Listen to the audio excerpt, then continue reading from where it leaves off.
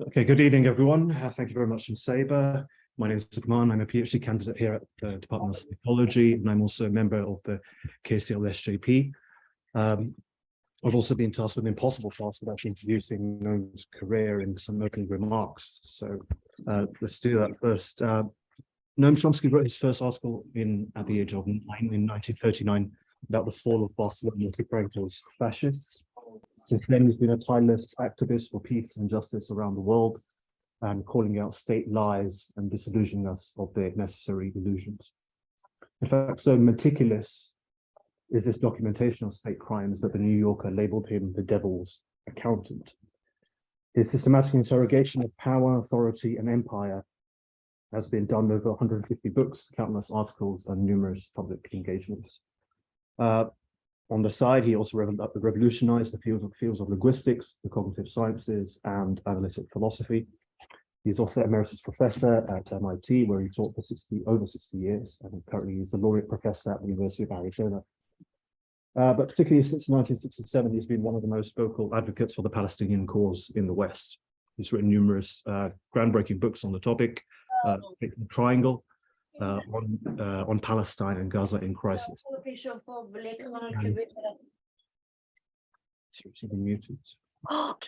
And almost 9 decades since he wrote his first article, he's showing no signs of relenting, thankfully.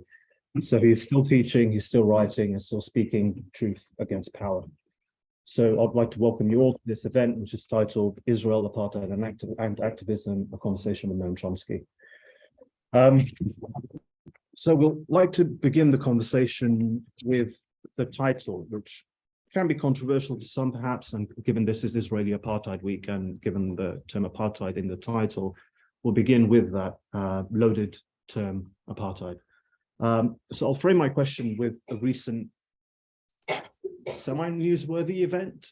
So a few weeks ago in the parliament, a Labour MP, Kim Johnson, at Prime Minister Questions, she asked Rishi Sunak what he thought about the Amnesty International's definition of Israel as an apartheid state and what they're doing to tackle that. Within hours, Keir Starmer, the Labour leader's office, jumped into action and threatened her with a whip and demanded her to retract the statement, saying that the statement of calling Israel an apartheid state was unacceptable.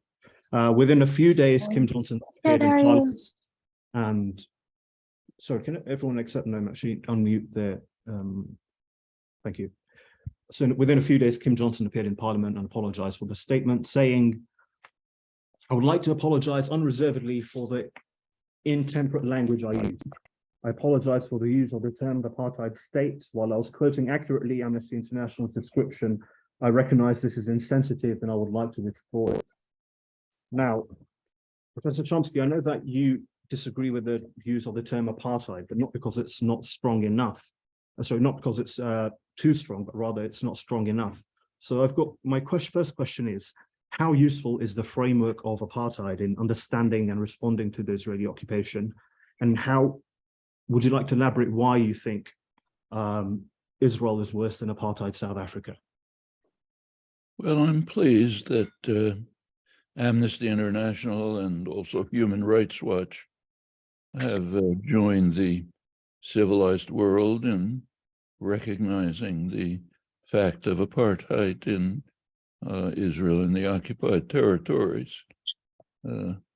Britain, which is following loyally behind its master in Washington, particular Keir Starmer's, refused to go along with this, but I'm talking about people who consider themselves part of a civilized community. My own view for many years is I've written is that the concept of apartheid in Israel and the occupied territories could be more nuanced.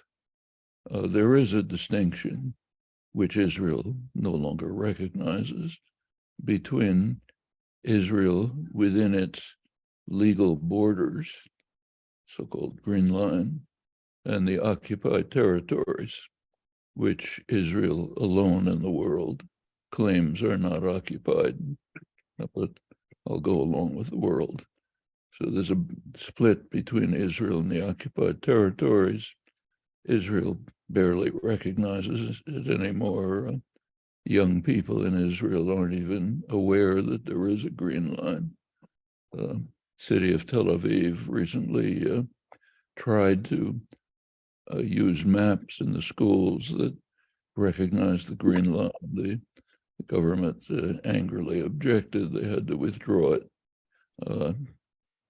But I'll still keep to it. The international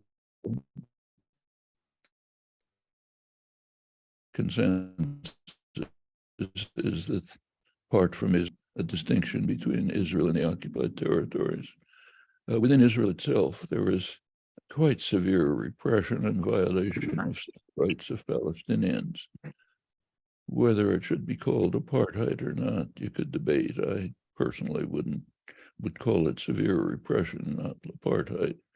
In the occupied territories, however, it's much worse than South African apartheid for a very simple reason. South Africa population was maybe 85% Black. The white nationalist ruling element relied upon the Black population. They set up Bantustans, but they tried to make them acceptable to the international community. Some subsidies, some support, didn't get very far, but at least there was an effort to try to present some form of structure in which the Black population would be recognized. Israel is totally different. They have no interest in the Palestinians in the occupied territories. They basically want them to leave. If they could leave, it would be fine.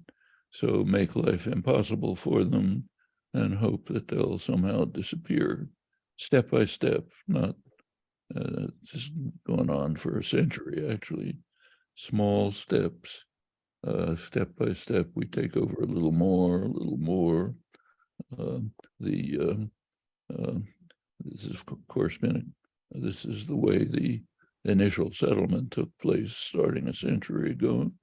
Since 1967, it's been a systematic policy of establishing a kind of greater Israel, which would include the structure has been pretty much fixed since the 67 war. The idea is to include within it, integrate within Israel, everything of any value in the West Bank. Talk about Gaza separately. In the West Bank, take over the Syrian Golan Heights, expand Jerusalem. What's now called Jerusalem is about 5 times the size of what it ever was. Includes lots of Arab villages that were being dispossessed. So a vastly expanded Jerusalem. Take over the Jordan Valley, step by step, expelled the population. About a third of the land of the country that's useful for agriculture and other resources. There's a salient expanding east of Jerusalem to the town of Ma'ale Adumim, mostly built in the 1990s, that pretty much bisects the habitable part of the West Bank. Another one to the north to the town of Ariel, another to Kadumim, that sort of breaks up the area. Incorporate slowly, step by step, the Palestinian villages that remain within the area that Israel wants to integrate within the country. Avoid the heavy population concentrations. So Israel does not want to integrate, to bring Nablus into Israel. That would cause a problem. It's euphemistically called the demographic problem. the problem of too many non-Jews in what is called in a Jewish state, a state for Jewish primacy. Meanwhile, the remaining Palestinians are sequestered and almost by now a couple hundred homes. He's in America. خلي مرتي the video call. Well, there's, I think, 170 small enclaves where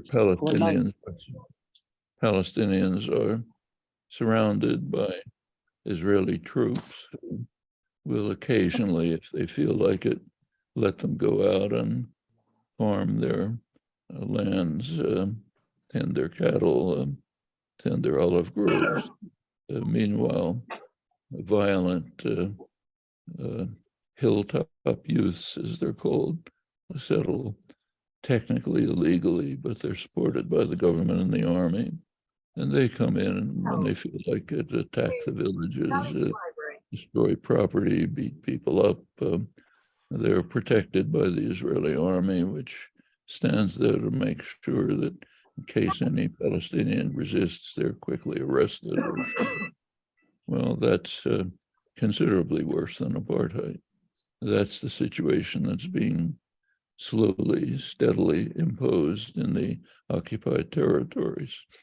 The United States and Britain pretend they don't see this. Of course they see it. They see it perfectly well. So I think what we basically have, I would describe as a system that is not quite apartheid, repressive within Israel proper, much worse than apartheid in the South African sense, in the occupied territories.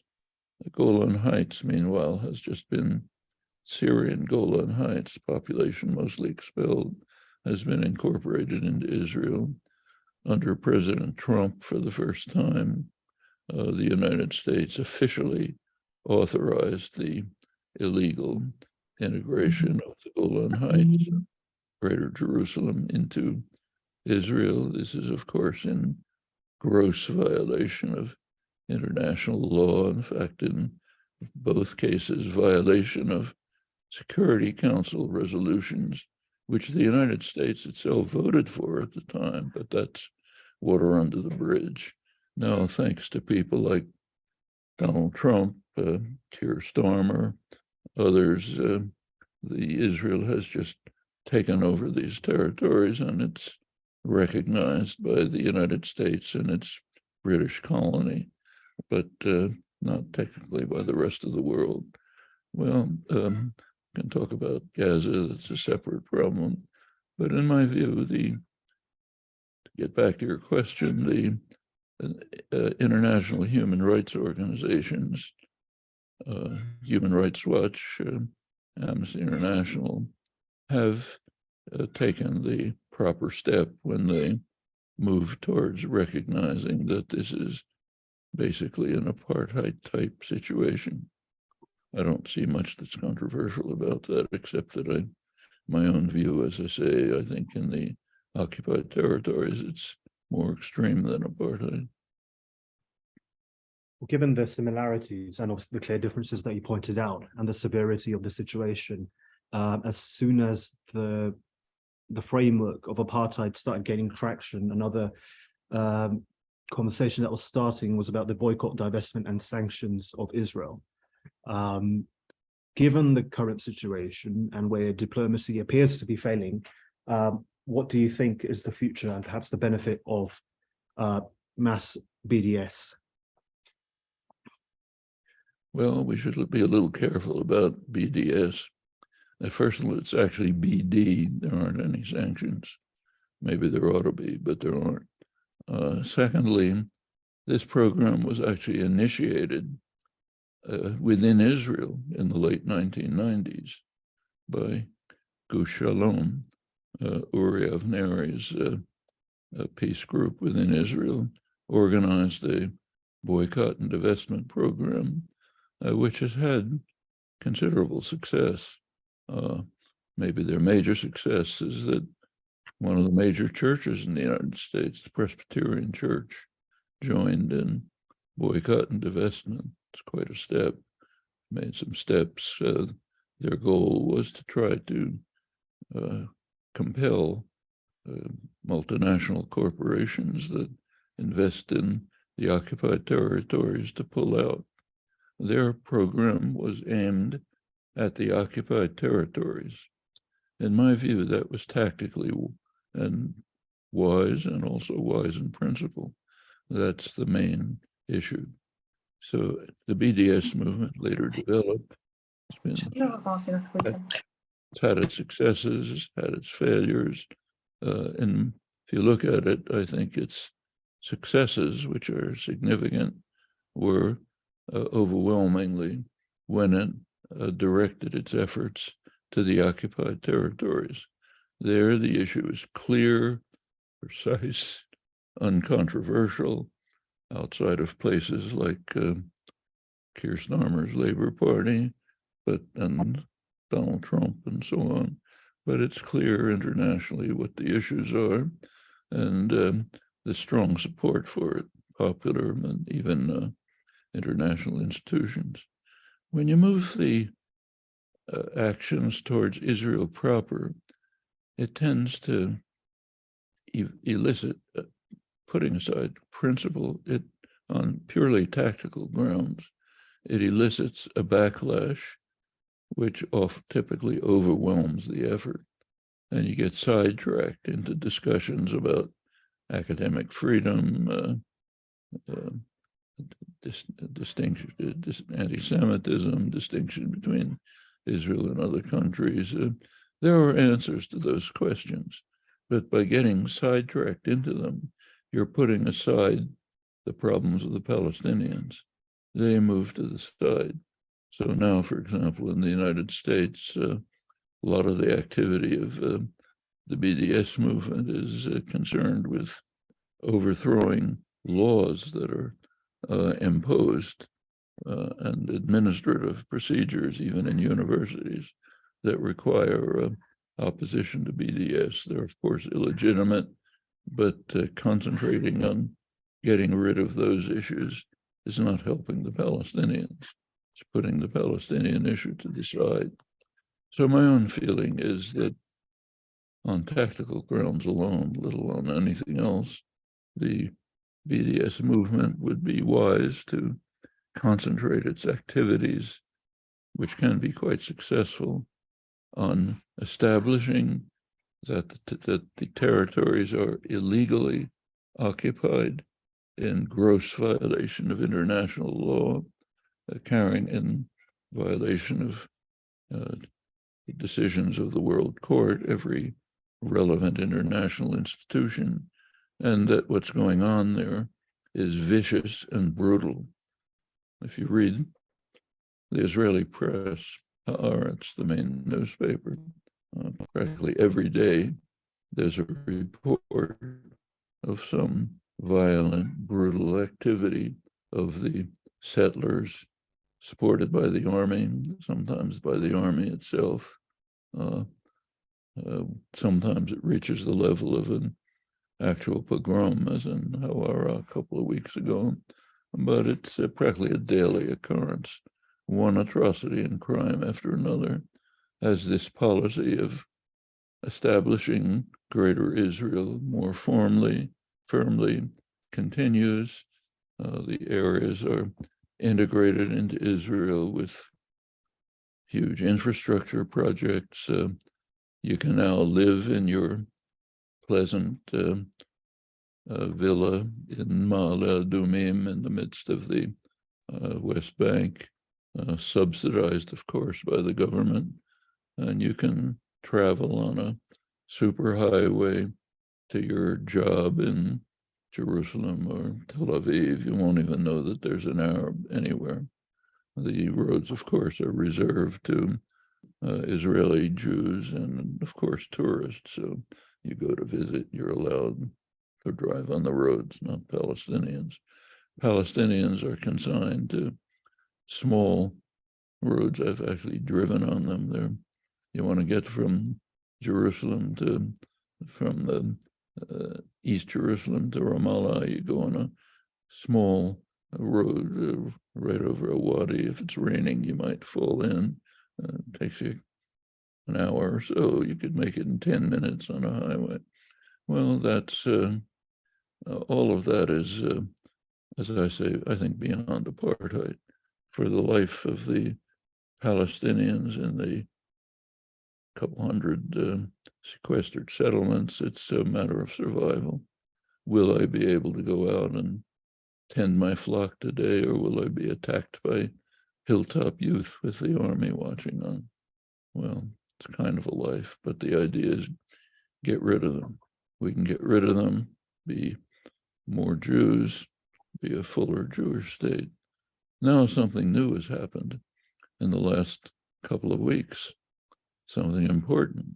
One of the most astute and knowledgeable analysts of Israeli policy, particularly the settlements for many years, has been Amira Haas, fine journalist and political analyst.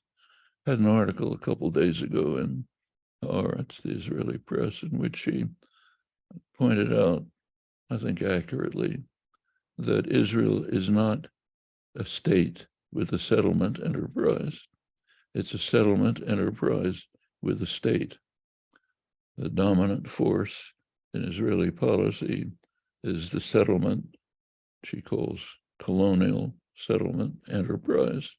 It has a Knesset, a parliament, it has a state, it has an army, but it's dominated.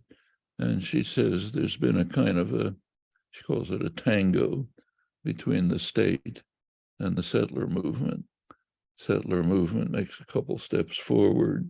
The Supreme Court says, no, I'm sorry, you can't do that. And then a couple of weeks later, it says, yes, you can do it. And the settler movement moves forward, and then the tango proceeds.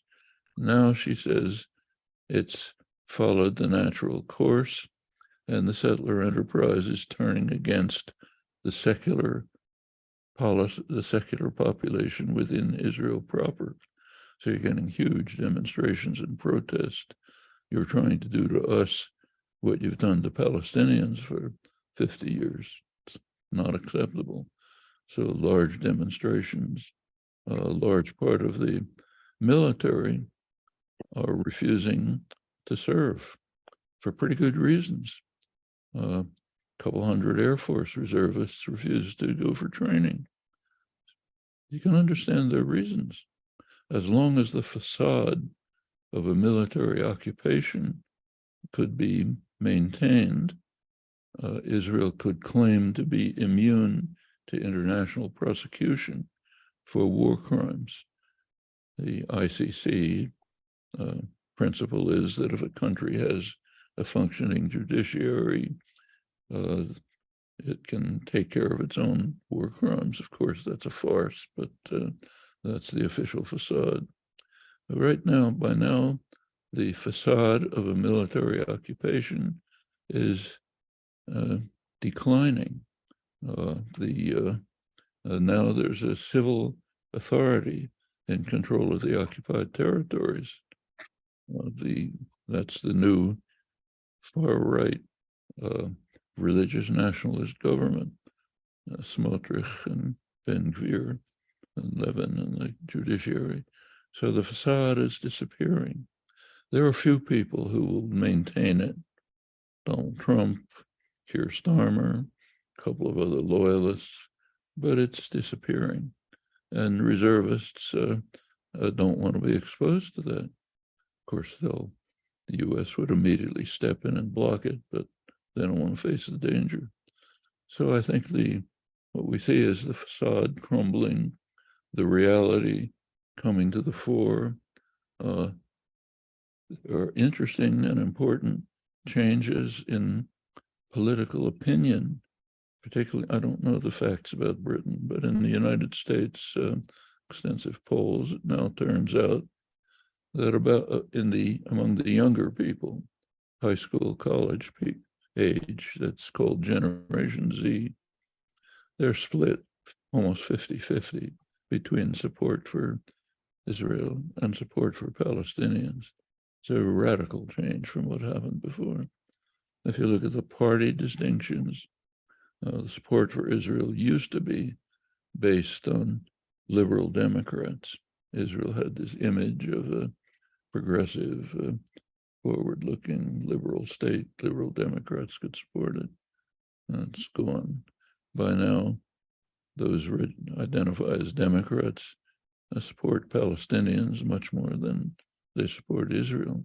Support for Israel has, in the United States now, is based on the huge evangelical community, on religious nationalists, on the security systems, which are the military, the police, which are closely integrated with Israel. That's Israel's comparative advantage internationally, and on right-wing ultranationalists generally. That's an enormous shift, and it's a very unstable situation. The government so far has kept to the traditional policy of supporting Israel no matter what. The Biden administration has adopted the Trump policies of authorizing integration of Jerusalem and the Golan Heights and expanding settlements. But it's a fairly open society. There's a limit to the extent to which a government can simply disregard popular opinion. So I think there might be changes in the offing. You're already beginning to see them. Bernie Sanders, is the voice of progressive forces in the United States, has come out recently and said the unspeakable is U.S. aid to Israel should be conditioned on ending extreme human rights violations in the occupied territories. There's already legislation in Congress, so far not many supporting it. Betsy McCollum calling for the termination of U.S. aid unless Israeli policies are radically changed. These are significant developments. They offer options and opportunities for people who want to overcome this long-standing crime. And I think maybe those opportunities can be grasped sufficiently to bring about changes of policy in Israel. Now, here another issue arises. Until very recently, whenever the United States put its foot down, ordered Israel to do something which it didn't want to do, it backed down and did what the United States commanded. That's actually true of every US president, from Reagan up through George Bush II. Obama was the first American president not to impose any demands on Israel. But in the past, when demands were made, even if Israel strongly opposed them, they obeyed because they're so reliant on the United States. Now, with the current government, the religious nationalist government, it's not so obvious that they'll do that. Actually, they have God on their side. Why do they have to listen to the United States? That could lead to a quite intriguing situation if it develops. I think that's basically the way it looks now. Mm. And you briefly touched on the protests that are happening in Israel at the moment. For those who don't know, Benjamin Netanyahu is trying to push through some judicial reforms, which will basically allow the Knesset to override Supreme Court rulings. And he's got a very slim majority in the Knesset, 61 to the total 120 seats. So there are weekly protests happening now, I think, coming up to 500,000 people a week. But ironically, they're claiming to fight for democracy, a democracy where they've disenfranchised 5 million Palestinians, democracy in the true Orwellian sense, where, we're all animals are equal, but some animals are more equal than others. But I want to ask you, with what's currently happening there and this turmoil, what does this tell you about Israeli society as it currently stands? and whether or not the judicial reforms will actually change anything for Palestinians, or indeed even Arabs living in Israel? We should, first of all, recognize that Netanyahu has a prime concern. That's to stay out of jail. He's doing everything he can to stay out of jail. And one of the ways to do it is to get control over the courts, which he's being on the verge of trials for pretty serious crimes. So that's his personal concern. Let's basically suspend the courts. But as for your point, I think it's essentially what's been happening generally. The facade is being lifted. The whole concept of a democratic Jewish state was an oxymoron to begin with. You can't have a democratic Christian state unless the Christianity is just symbolism. So maybe you take off on Sunday instead of Saturday or Friday.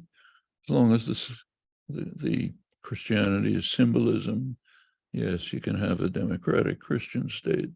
When it goes beyond symbolism, it's a joke. And in Israel, it's always gone far beyond symbolism, way back. So it was never a tenable concept. Now the reality is coming into immediate awareness. You see it exactly as you say. You see it with the protests. Massive protests against the fact that, as Amira Haas put it, the program of a settler enterprise with the state is now being turned against secular Jews. And they're protesting vigorously, massive protests. Nothing about Palestinians in the protest, barely a word.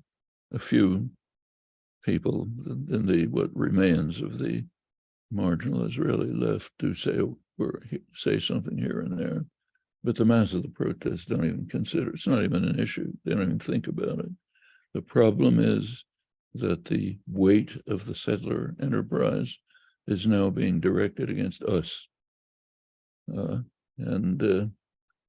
mean, personally, I support the protests. I'm glad they're taking place. I think what's happening within Israel is extremely dangerous, but we should not be misled about it. It's an effort to establish the Jewish-dominated entity. In fact, that's part of the basic law by now.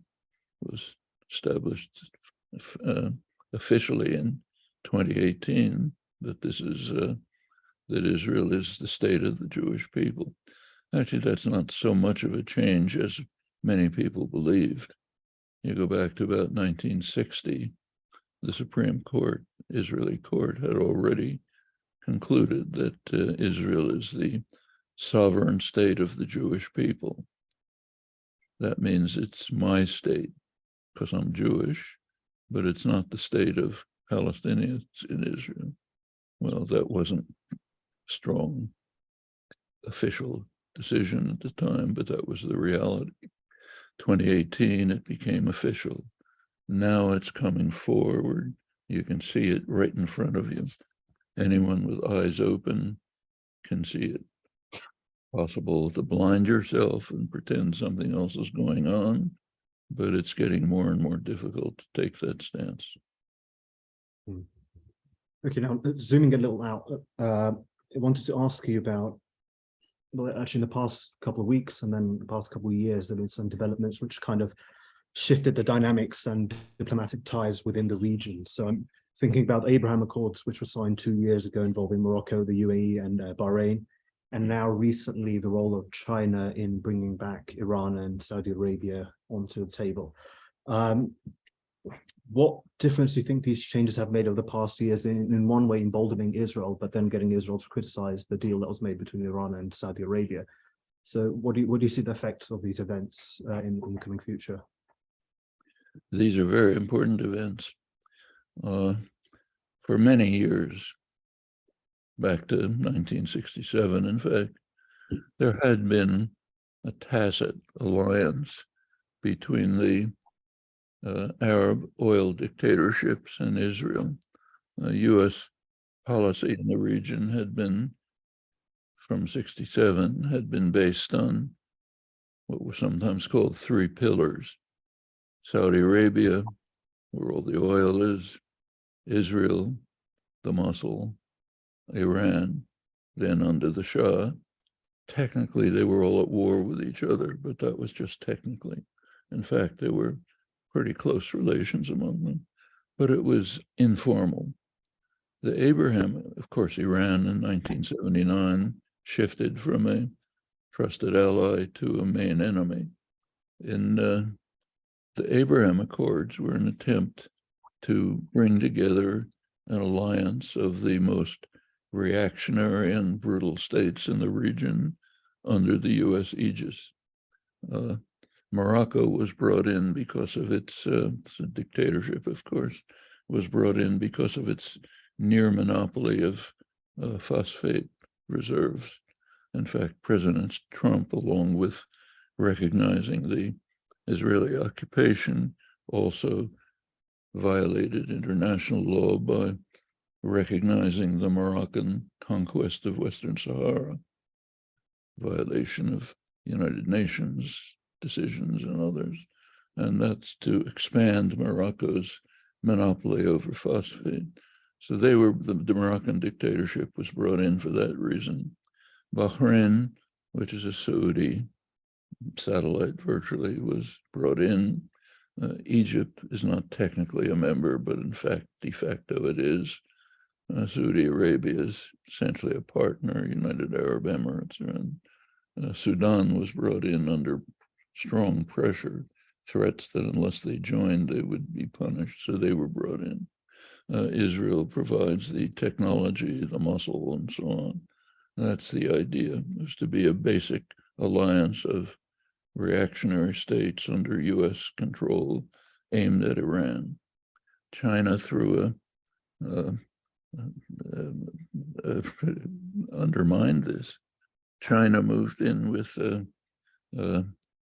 just recently, with a diplomatic initiative that extended what had already been slowly happening, a rapprochement between Iran and Saudi Arabia, two major states in the region. It's a serious blow to the United States and Israel. It throws a wrench into the US policy of coordinating an alliance of reactionary states against Iran. Well, it doesn't destroy it, but it undermines it. Should mention that a lot of these things have been going on for some time. So China is expanding its investment development loan program throughout Eurasia, so-called New Silk Road, it's sometimes called. But there's also a maritime Silk Road. China's extending its diplomatic efforts to develop it's called the Maritime Silk Road across the south of Eurasia with ports. One of its hubs is the United Arab Emirates. That's one of the main hubs for the Maritime Silk Road, leads into the Gulf. Well, now that's becoming more formalized with the expanding Chinese initiatives. It's one of the things you just can't stop with guns. The advantage of the United States has always been its military force. Well, the things you can't do with guns. So China, of course, the United States is basically trying to organize, it's trying to integrate Europe into its growing conflict with China. That's why in its last NATO session, NATO expanded its reach to the Indo-Pacific region, assuming that Europe would quietly go along with the United States the way Britain does. The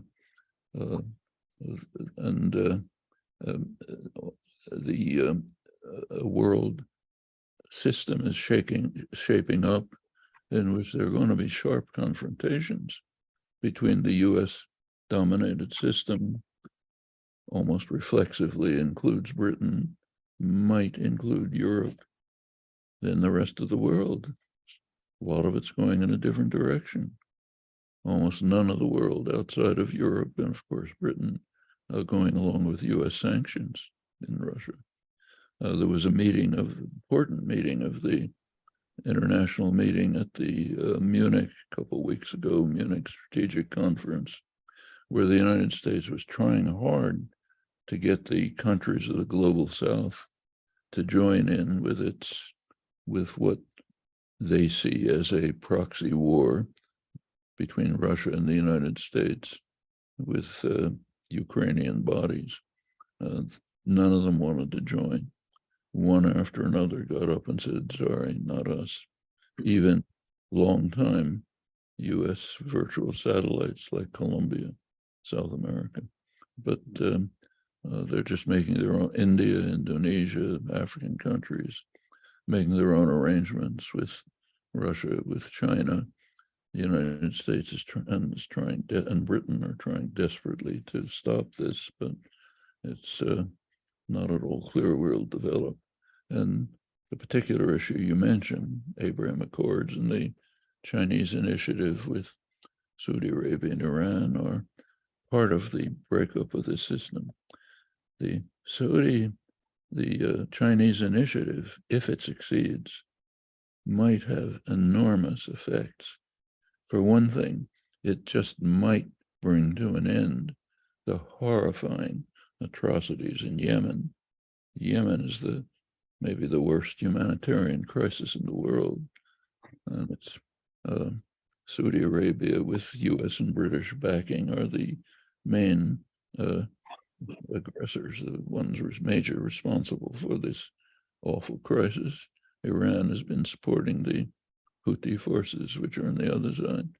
Conceivably, in fact, both Iranian and Saudi diplomats have said that they can now think of a way to resolve the tension. If that turns out correct, it'll be an enormous step forward, a great blow to the United States and Britain, which have been strongly supporting the Saudi attack that's led to this terrible crisis, the main factor that's led to it.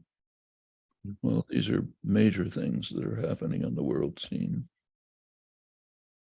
Brilliant. And I think now I'd like to move on to some of the more immediate consequences of activism, particularly when people want to get involved with Palestinian activism. There's a sense of trepidation of what might happen, especially when I give the example of the Labour Party earlier on.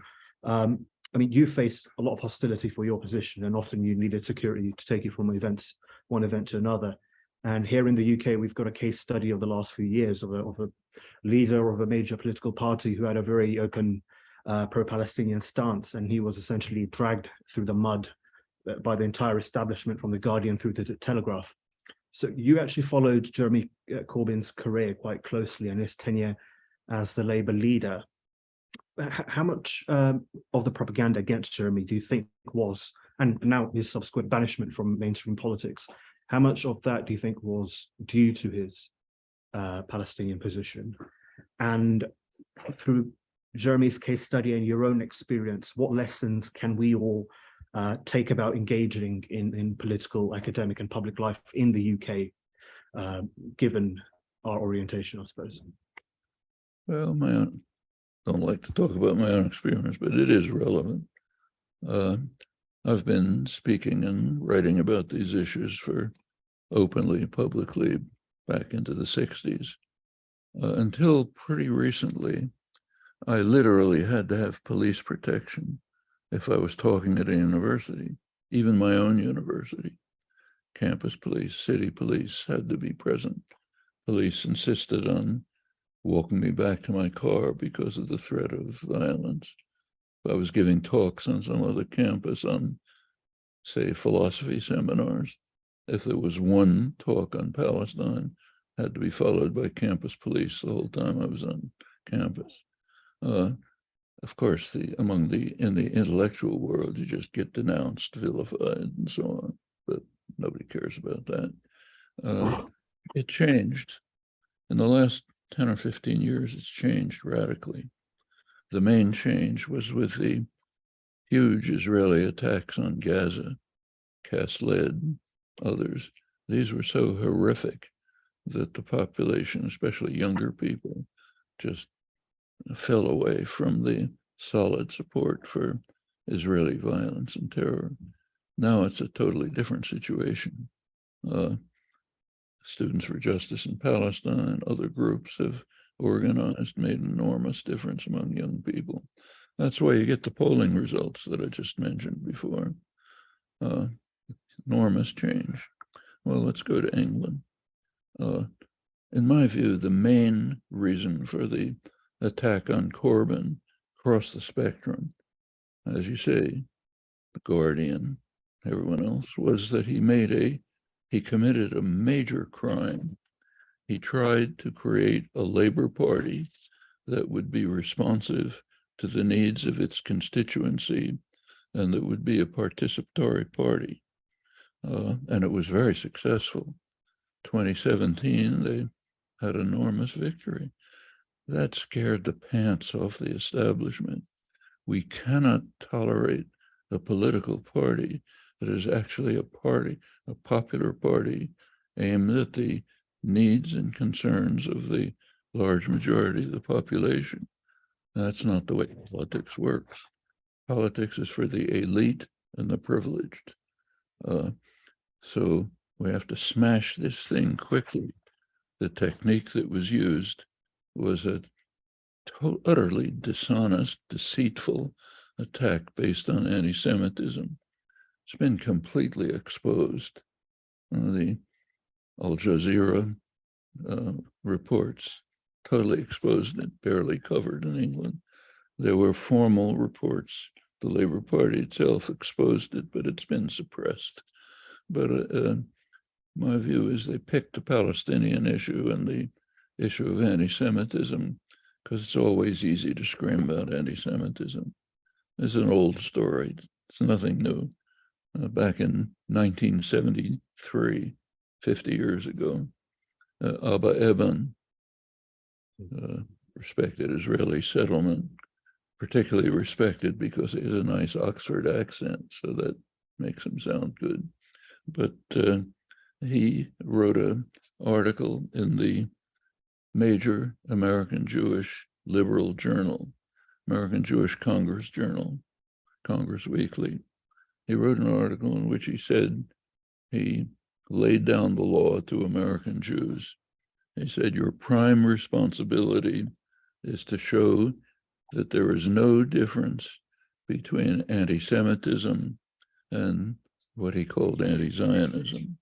Anti-Zionism meant opposition to the support to the policies of his government, Golda Meir Labor government. So your task is to show there's no distinction between anti-Semitism and opposition to the policies of my government. It's pretty straight, almost in those words. And that's been a consistent line ever since. The Anti-Defamation League, which used to be a civil rights organization, now it's just a lobbying organization for Israel. 40 years ago, they published a book called The New Anti-Semitism. What's the new anti-Semitism? Opposition to the US military budget, opposition to the Vietnam War. That's the new anti-Semitism. Why? Because it undermines US power, which is the basis for Israeli expansion and occupation. So that's the new anti-Semitism. Was written by the research director of the Anti-Defamation League. That's been a consistent line all along. The British media and the British establishment picked it up in the campaign against Corbyn. Call somebody an anti-Semite, what are they going to say? I'm not an anti-Semite. Make up some stories. He said something nice about Palestinians. He didn't say this or that, you know. It's a vicious, deceitful campaign, completely exposed with almost no opening. You just suppress the exposures because it's too important to destroy the possibility of a Labour Party that would actually be a functioning, participatory party working for the needs and interests of its working class and poor constituency. That's not horrible. Okay, thank you for that. We will move to some audience questions. So we've got around 33 participants online and got a hall for possibly 120 people here. They submitted some questions while signing up for the event. So the most frequently submitted question was about the viability of a two-state settlement at this moment. What are your thoughts? There's a debate that's been going on for years, open public debate. Should we advocate a two-state settlement, or should we say it's finished, there's no chance, let's call for a one-state settlement? There's a couple of problems with that debate. One major problem is that it leaves out the third alternative, the one that is actually being implemented, Greater Israel. That's the policy that's been systematically implemented by Israel since 1967, very consciously, very carefully, supported by the United States, supported by Britain. Europe makes little noises of protest now and then, but hasn't impeded it. It's the program that I mentioned before. Incorporate the Golan Heights, incorporate vastly expanded Jerusalem, take over the Jordan Valley, break up the rest of Palestine into isolated enclaves, which are almost inviolable, exclude the population concentrations. Israel does not want the Arab population of Nablus and Jenin, Tulkarm. They don't want them. They should go somewhere else. That's the actual policy that's being implemented. You can't have a debate about alternatives if you omit what's actually happening. So the real question is, which of these three possibilities is possible? The one-state settlement, you can talk about it, but it's pie in the sky. It means that Israel is going to agree to be part of a Palestinian-dominated state with a Jewish minority. They'll never agree to that. I mean, if they had to, they'd use their ultimate weapons to stop it, if there ever were any international support for it. And there is no international support. Even, say, the African states, they're very jealous about sovereignty for very good reasons. They've lived through hundreds of years of colonial violence. Sovereignty is important to them. They're not supporting the disappearance of any state in the international system. I don't think there's much hope in this. I understand what the people who advocated are pursuing and support their goals. Let's try to achieve civil and human rights for Palestinians in the occupied territories. Could work up to a point at which it has political consequences. When it reaches the point where it has political consequence of Israeli Jews being a minority in a Palestinian state, it's not going to go beyond that. So the real alternatives, in my opinion, are continuation of the Greater Israel policy or support for some kind of two-state settlement. Well, two-state settlements commonly said is just gone, too much Israeli settlement. Maybe, but I don't really believe it. If the United States pulls out the rug from the Israeli settlement, they can't persist in it. Israel made a fateful decision back in the 1970s, the time of Abba Eban. Israel had many easy possibilities in the 70s of a negotiated settlement. It was right in the Security Council. I had a resolution calling for a two-state settlement on the international border, maybe some slight modifications. I'm quoting it now, with guarantees for the right of each state to exist in peace and security within secure and recognized borders. That resolution was supported by the Arab confrontation states, by Egypt, Syria, Jordan, tacitly supported by the Palestinians, supported by the rest of the world, passionately opposed by the Israeli Labor government. They bitterly condemned it, in fact, refused even to attend the sessions. The United States vetoed it. Happened again a couple of times.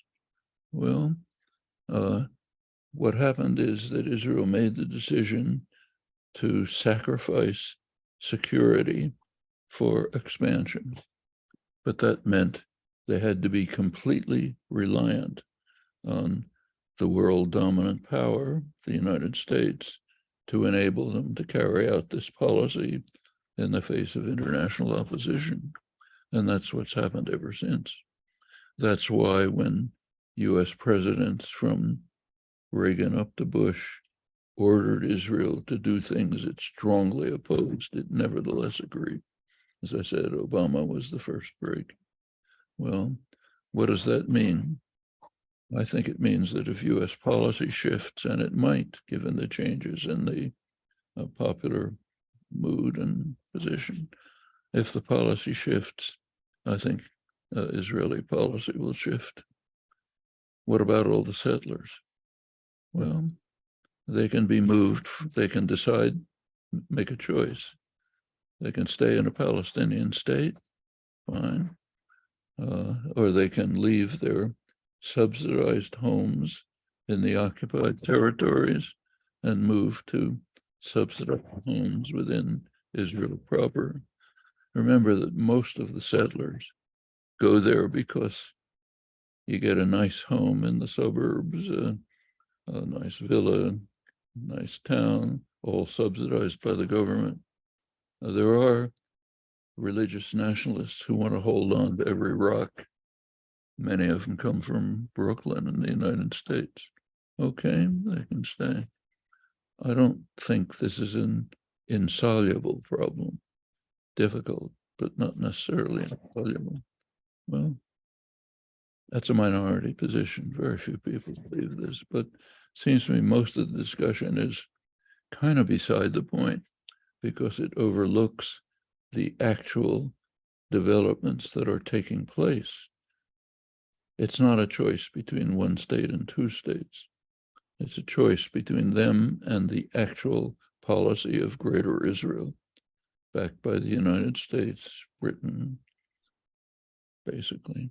And that doesn't have to continue. If that policy is withdrawn, it's a different world. I should say that there are other issues here that are not being discussed, but should be. One of them, crucial issue, has to do with the Iran nuclear programs. It's considered a major issue in world affairs. The greatest threat to world peace is Iranian nuclear programs. There's a very simple, elementary way to eliminate any concern about an alleged Iranian nuclear threat, if there is one. Let's say there is one. How do you eliminate it? Trivial. Establish a nuclear weapons-free zone in the Middle East. Is there any problem about that? Arab states are strongly supported it for 30 years. Iran supports it. The global South totally strongly supports it, G77. Europe has no opposition. So why doesn't it happen? Because every time it comes up in an international forum, US vetoes it. Most recently, Obama. There's one or another pretext, but the reason is perfectly obvious to everyone. It would mean that Israel's nuclear programs have to be inspected. The United States does not officially recognize that Israel has nuclear programs. Of course, everyone knows that it has a huge nuclear arsenal, but the US won't recognize it for a very simple reason. If the US recognizes it, US law comes into play, which is a very strong argument that because of Israel's nuclear programs, US aid to Israel is illegal under US law. Neither political party in the United States wants to open that door. If the American population knew that we're facing a serious threat of war in the Middle East because we have to protect our aid to Israel, they wouldn't be very happy about it. In fact, the propaganda in the United States is so extreme that more people in the United States believe that Iran has nuclear weapons than believe that Israel does, which is pretty amazing propaganda achievement. It's kind of like the anti-Semitism thing in England. Pretty impressive propaganda achievement. About 60% of Americans think that Iran has nuclear weapons. Of course, even US intelligence says it doesn't have them, but they have no programs. It doesn't matter. All of this is pressed. Well, that can change. If you ask about activism, that's a door for activism. One of the main things that the pro-Palestinian activists should be doing is to lift the veil on this, bring people to understand what's happening. Could have a big effect. That's one of the reasons for the strong propaganda programs. Prevent people from knowing it, because if they know it, who knows what will happen? Maybe the whole system will collapse, very much like the anti-Corbyn campaign on anti-Semitism. You have to keep certain things from being understood or thought. It's a point that Orwell made in 80 years ago. Everybody's read Animal Farm. Not many people have read the introduction to Animal Farm because it was unpublished. It was found many years later in his unpublished papers. The introduction to Animal Farm is directed to the people of England. It's called Literary Censorship in England. It says this book, Animal Farm, is a satire about the totalitarian enemy, but people in England shouldn't feel that self-righteous, because in England, free England, unpopular ideas can be suppressed without the use of force. It's an hour from now. Tell them. And then he discussed some ways. He says one of the ways is a good education, which inculcates into you the understanding that there are certain things it wouldn't do to say.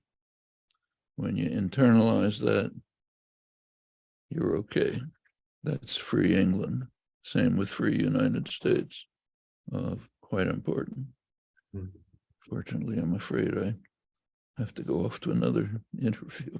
So, no worries then. Well, again, for today's event, I want to thank everyone who helped organize the event and our friends from across London and other societies who brought everyone here. I want to thank Valeria Chomsky for working with us to put this event together, and most importantly, Professor Chomsky yourself for your time and your words. We all greatly appreciate it. So just a quick round of applause for